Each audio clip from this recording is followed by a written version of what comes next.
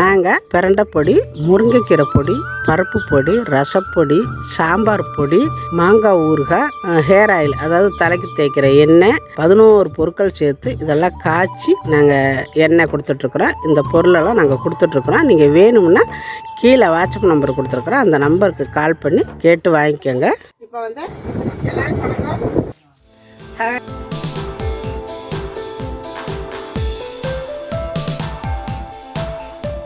பாருங்க, அன்னைக்கு வந்து நம்ம தோட்டத்தில் பறித்தோம் காய். பாருங்க, இந்த தோட்டத்தில் தான் அன்னைக்கு பறித்தோம் ஊறுகாய் போடுறதுக்கு. பாருங்க, இப்போ அண்ணனும் அண்ணியும் 2 பேருமே நிற்கிறாங்க. இவங்க தோட்டத்துக்காரவங்க 2 பேரை பாருங்க. அன்னைக்கை விட இன்னைக்கு பாருங்க எவ்வளோ பெருசாக இருக்கு பாருங்க. அதாவது 1 வாரம் ஆச்சு பறிச்சு. இன்னைக்கு பாருங்க எவ்வளோ பெருசாக இருக்கு பாருங்க. அதாவது ஒரு தேங்காய் சோடு இருக்குதுங்க, இளநி சோடு இருக்குது. இந்த இளநி தான் 40 ரூபா 50 ரூபா கொடுத்து நம்ம வந்து இளநி குடிக்கிறோம் டவுனுக்குலாம். இங்கே பாருங்க எத்தனை சோடு இருக்குது பாருங்களா. ஆனால் அன்னைக்கு இப்படின்னு பண்ணதில் பழம் சாப்பிட்டாங்க, செமையாக இருந்துச்சு. அதில் கொண்டு போய் வச்சுட்டேன் பழுக்கிறதுக்கு. கொஞ்சம் பழம் தான் நான் வெட்டி போட்டு ஊறுகாய்க்கு, மீதி எல்லாம் பழுக்க வச்சுருந்தேன். அது 2 பழுத்து இருந்துச்சு, சூப்பராக இருந்துச்சு. பாருங்க, இப்போ பாருங்கள் எத்தனை சோடு இருக்காது. அண்ணன் காட்டினாங்க பாருமா, அன்னைக்கோட எனக்கு பெருசாக இருக்குன்னாங்க. அதனால தான் இப்போ வந்து நான் வீடியோ எடுத்துகிட்டு இருக்கிறேன். ஊறுகாய்க்கு அவ்வளோ டேஸ்ட்டாக இருக்கும். ஊறுகாய்க்கு டேஸ்ட்டாக இருக்குது, நல்ல பெருசுங்க. இன்னும் கூட பெருக்கும் பழம் இருக்குது பாருங்களேன், இன்னும் பெருக்கும், செமையாக இருக்குது. எல்லாருக்கும் வணக்கம். இன்றைக்கி நம்ம வீடியோவில் என்ன பார்க்க போகிறோம்னா, நேற்று மாங்காய் பறிச்சுட்டு வந்தேன். ஏற்கனவே வந்து அந்த தோட்டத்தில் போய் நம்ம பறித்து ஊறுகாய் போட்டிருக்கிறோம். மறுபடியும் அவங்க கூப்பிட்டு பாருமா நிறையா இருக்குது, நான் கொஞ்சம் எடுத்துகிட்டு போ அப்படின்னு சொன்னாங்க. அதனால் இப்போ நான் அன்றைக்கி கொஞ்சம் எடுத்துகிட்டு வந்தேன். அதிலேருந்து ஒரே ஒரு மாங்காய் எடுத்து மிட்டாய் செய்ய போகிறேன். மாம்பழத்தில் ஏற்கனவே மிட்டாய் செஞ்சு நான் வீடியோ போட்டுக்கிறேன். மாம்பழத்தில் தான் போடணும் அப்படிங்கிறது இல்லை, மாங்காயில் கூட நம்ம மிட்டாய் போடலாம். ரொம்ப நல்லாயிருக்கும், வித்தியாசமாக இருக்கும். குழந்தைங்க வந்து இந்த மாதிரி சீசன் டயத்துலலாம் நம்ம வந்து செஞ்சு வச்சுட்டோம்னா இது எப்போ வேணாலும் சாப்பிடலாம். இது 6 மாதம் 1 வருஷத்துக்கு கூட அப்படியே இருக்கும். ஏன்னா ஸ்கூலுக்கு இந்த ஸ்கூல்லலாம் பார்த்தா குழந்தைங்களுக்கு இது மாதிரி தான் வச்சு விற்கிறாங்க. ஏதாவது மாம்பழம் மிட்டாய் வாங்கி சாப்பிடுவாங்க. குழந்தைங்களாம் ரொம்ப விரும்பி சாப்பிடுவாங்க. அது போய் 5 ரூபா இருந்தாலும் 10 ரூபா இருந்தாலும் கொடுத்து வாங்கி சாப்பிட்றாங்க. இதே வந்து சீசன் டயத்தில் நம்ம செஞ்சு வீட்டில் ஸ்டோர் பண்ணி வச்சுக்கிட்டோம்னா போகிறப்ப வரப்போ நம்மளாக இருந்தாலும் 2 எடுத்து தின்னுக்கலாம். அதுக்கு இன்றைக்கி ஒரு மாங்காய் எடுத்துருக்கிறேன். தோலை சீச்சிட்டு நல்லா பொடியாக கட் பண்ணணும். பாருங்க, நான் தோலெல்லாம் சீவிட்டு இந்த மாதிரி நான் கட் பண்ணி வச்சுருக்கிறேன். குக்கரில் போட்டுக்கலாம். இப்போ வந்து நிறையா தண்ணி ஊற்றாமல் கொஞ்சமாக தண்ணி ஊற்றிக்கோங்க. பாருங்க, இந்த அளவு இருந்தால் போதும். ரொம்ப தண்ணி ஊற்றுனீங்கன்னா தண்ணி வந்து இறுத்து விட வேண்டியது வரும். அதனால் இந்த அளவு தண்ணி ஊற்றிக்கோங்க போதும். இப்போ இதை மூடி போட்டு மூடி ஒரு 3 விசில் விடலாம். நல்லா குழப்பான்னு வந்துடும். நம்ம வேக வச்சு 2 விசிலாக போயிடுச்சு. இப்படி வெந்திருக்குதுன்னா பாருங்க, நம்ம ஊற்றின தண்ணிக்கு இதுக்கு இப்படி கரெக்டாக இருக்கா பாருங்க. இந்த மாதிரி கரெக்டாக இருக்கணும், தண்ணி நிறையா ஆகிடக்கூடாது. இப்போ இதில் கொஞ்சம் போல் கல் உப்பு, லைட்டான கல் உப்பு போடுங்க. ஏன்னா நம்ம இனிப்பு போடுவோம். 1 ஏலக்காய், கொஞ்சமாக காரம் போடுங்க, நல்லாயிருக்கும் இந்த மிட்டாயோட. தினோண்டு வெறும் மிளகாத்தூள் போட்டுட்டு நல்லா என்ன பண்ணணும்னா கொஞ்சம் ஆற விடணும். இந்த சூட்டில் இந்த மிளகாத்தூள் இப்படியே கொஞ்சம் நேரம் வெந்து இந்த ஆறட்டும். நல்லா கடைஞ்சி விடலாம், இருந்தாலும் செட் ஆகாது. இதை வந்து நல்லா ஆறட்டும். அப்புறம் என்ன பண்ணணும் அப்படிங்கிறத நான் சொல்கிறேன். இப்போ பார்த்தீங்கன்னா பாருங்கள், இது நல்லா ஆறிடுச்சு. இது வந்து என்ன தான் நம்ம வந்து கொலையை வேக வச்சாலும் கொஞ்சம் ஆணிக்காதுன்னா அப்படியே கட்டி முட்டியுமா இருக்குது. இதை வந்து மிக்சியில் போட்டு லைட்டாக ஒரு அடிச்சுக்கணும். இப்போ இதில் சர்க்கரை போட்டு அரைச்சிக்கணும். கரும்பு சர்க்கரை வேணாலும் போட்டுக்கலாம், வெள்ளை வேணாலும் போட்டுக்கலாம், இல்லை சீனி கூட போட்டு அரைச்சிக்கலாம். நான் வந்து இன்றைக்கி கரும்பு சர்க்கரை தான் போட போகிறேன். இது வந்து கொஞ்சம் அதாவது இந்த மாங்காய்க்கு நான் எடுத்து அந்த ஒரு மாங்காய்க்கு ஒரு 5 ஸ்பூன் போட்டுக்கிறேன். 3 4 5 ஸ்பூன் போட்டிருக்கிறேன். இப்போ இதை மிக்சியில் போட்டு ஒரு அடி லைட்டாக அடிச்சுக்கலாம். இப்போ நம்ம அரைச்சி கொண்டு வந்துட்டோம். பாருங்கள், இந்த மாதிரி அரைச்சாச்சு. இப்போ இது இருக்கட்டும். இப்போ குக்கர் அடுப்பில் வச்சுருக்கிறேன். கொஞ்சம் போல் நெய் விட்டுக்கலாம். நெய்யோ வெண்ணெயோ எது இருந்தாலும் விட்டுக்கோங்க, ரொம்ப நல்லாயிருக்கும் இந்த மிட்டாய்க்கு. கொஞ்சமாக விட்டுக்கோங்க. இந்த மாதிரி ஒரு அரை மூடி தேங்காய் சரி வச்சுருக்கேன். இப்போ இதை வந்து இதை போட்டு நல்லா வறுத்துக்கலாம். அந்த நெய்யில்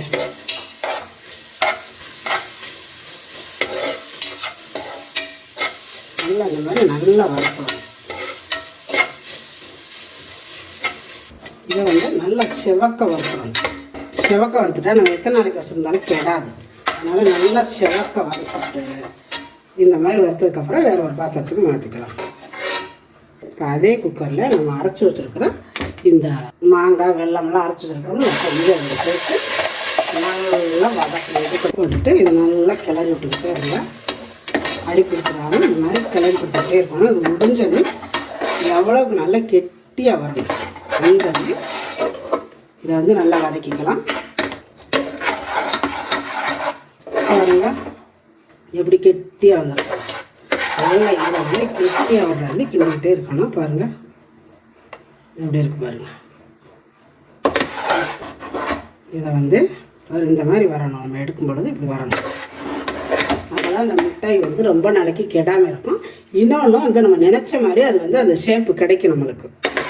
அதனால் இந்த மாதிரி நல்லா வத்த கிண்டிக்கணும். அந்த ஈரப்பசையெல்லாம் இல்லாமல் இந்த மாதிரி நல்லா கெட்டியாக வரணும். இது இருக்கட்டும். இப்போ நம்ம அடுப்பை ஆஃப் பண்ணிவிட்டு இந்த மாதிரி ஒரு பிளேட்டில் நல்லா கொஞ்சம் நெய்யோ எண்ணெயோ ஏதோ ஒன்று தடவிக்கோங்க. அப்போ தான் நம்ம வந்து இதில் ஊற்றி வச்சு எடுக்கும்போது ஈஸியாக இருக்கும் எடுக்கிறதுக்கு. அதுக்காகத்தான் எல்லாத்தையும் இல்லாமல் நான் கொஞ்சமாக, அதாவது 2 திரிசாக நான் உங்களுக்கு செஞ்சு காட்டுறேன். அதனால் கொஞ்சமாக எடுத்துக்குவோம். இப்படி இதை வந்து ஒரு இந்த ஸ்பூனை வச்சு நல்லா அப்படி தடவிக்கோங்க. நல்லா ஃபஸ்ட்டு ஃபுல்லாக அப்படி தடவி விட்டுக்கோங்க. நம்ம நெய் தடவி இருக்கனால அப்படி தான் ஒட்டிக்கிட்டு வரும். அப்படியே சூட்டோடவே இழுத்துருங்க.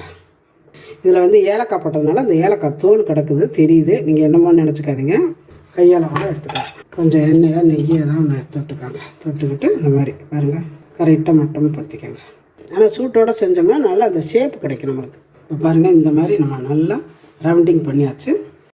இப்போ இது கொஞ்சம் நேரம் அப்படியே ஆறணும். ஒரு 2-3 மணி நேரம் ஆனால் தான் இது வந்து நல்லா செட் ஆகும். இப்போ நான் வந்து வெயிலில் வச்சுக்கிறேன். மீதி இருக்குது நம்ம அதில் போட்டுட்டு இதில் கொஞ்சம் போல் மீதி இருக்குது. நம்ம தேங்காய் சிரவி வறுத்து வச்சுருக்கிறோம்ல நெய்யில். இப்போ இதை போட்டுக்கலாம். நல்லா அந்த மாதிரி கலக்கி வச்சுக்கோங்க. இந்த மாதிரி கலக்கிட்டு பாதாம் பருப்பு, அதாவது 1-2 உடச்சி வச்சுருக்கிறேன். இதையும் இதில் சேர்த்துக்கலாம். 100 கிராம் பொட்டுக்கல்லை எடுத்து கொஞ்சமாக 1-2 நுணுக்கி வச்சுருக்கிறேன். கொஞ்சம் போல் முழுசாக வச்சுருக்கிறேன். இதையும் சேர்த்துக்கலாம். இது எல்லாத்தையும் சேர்த்து நல்லா ஒரு கலக்கு. இந்த மாதிரி நம்ம உருண்டையாகவும் பிடிச்சி வைக்கலாம். அப்படியே வச்சு நம்ம வந்து கட் பண்ணி சாப்பிட்லாம். எப்படி வேணாலும் திங்கலாம். இது ரொம்ப நல்லாயிருக்கும். போட்டுட்டு நல்லா இந்த மாதிரி கையில் கூட போட்டு நல்லா அப்படி ஒரு சேர கலக்கலாம். இந்த மாதிரி கையோ கரண்டியோ ஸ்பூனோ எது வேணாலும் வச்சுக்கலாம். இது மாதிரி இதில் வந்து நான் கொஞ்சம் போல் உப்பு பத்தலை, கொஞ்சமாக உப்பு, இன்னும் கொஞ்சம் சர்க்கரையும் சேர்த்துருக்குறேன். ஏன்னா இதில் வந்து இனிப்பு அதுக்கு கரெக்டாக இருக்கும். இது கொஞ்சம் இனிப்பு பத்தாது. அதனால் இதில் கொஞ்சம் இனிப்பு போட்டுக்கோங்க. இந்த மாதிரி உருட்டிட்டு இதை ஒரு தட்டில் எடுத்து வச்சுக்கோங்க. இது நல்லா ஆறிடுச்சுங்க. சூடே இல்லை. அதனால் இப்போ இந்த தட்டில் வைக்கிறேன். நல்லா இந்த மாதிரி நல்லா பரப்பி விட்டுக்கோங்க. ரொம்ப இது வந்து லேசாக இருக்க மாட்டோம், கொஞ்சம் கனமாகவே இருக்கட்டும். இந்த மாதிரி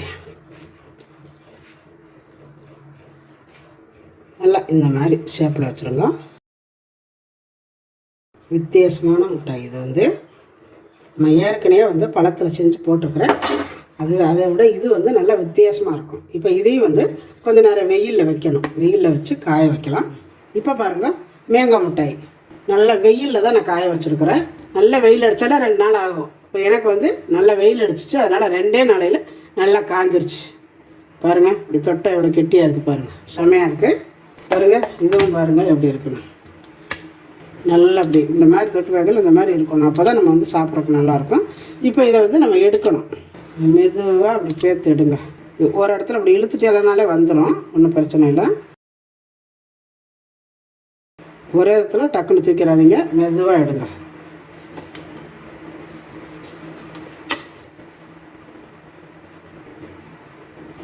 வந்துருச்சு. கண்ணாடி மாதிரி செமையாக இருக்குது. இது வந்து ஏலக்காய் நம்ம போட்டோம் பார்த்திங்களா, அரைக்கையில் வாசத்துக்காண்டி அந்த ஏலக்காயோட தோல் இந்த மாதிரி இருக்கிறது. நம்ம இப்படியே வந்து ரோல் பண்ணி சாப்பிட்லாம். கட் பண்ணி சிப்பி சிப்பாக வச்சு கூட சாப்பிட்லாம். நான் வந்து இன்றைக்கி ரோலாக பண்ணுறேன். ஒரு ரோல் பண்ணிக்கலாம், நல்லாயிருக்கும்.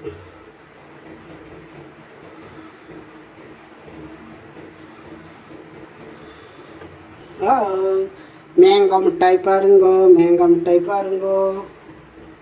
நல்லா இருக்குங்களா? இப்படியே கடிச்சு சாப்பிட்லாங்க, ரொம்ப நல்லாயிருக்கும். இப்போ இது ஒரு ஓரமாக இருக்கட்டும். இன்னொரு மிட்டாயை பார்க்கலாம். இன்னொரு மிட்டாய் இதுவும் நல்லா பாருங்கள். வந்து இந்த மாதிரி விரிக்க கூட முடியல, கையிலே வந்துச்சு. இப்போ நல்லாயிருக்கு. இப்போ இதையும் வந்து ஃபஸ்ட்டு என்ன பண்ணணும், கட் பண்ணணும். எடுக்காமல் ஃபஸ்ட்டு வந்து இதை கட் பண்ணிக்கலாம். இந்த மாதிரி ஷேப்பில் கட் பண்ணிக்கலாம். இது 1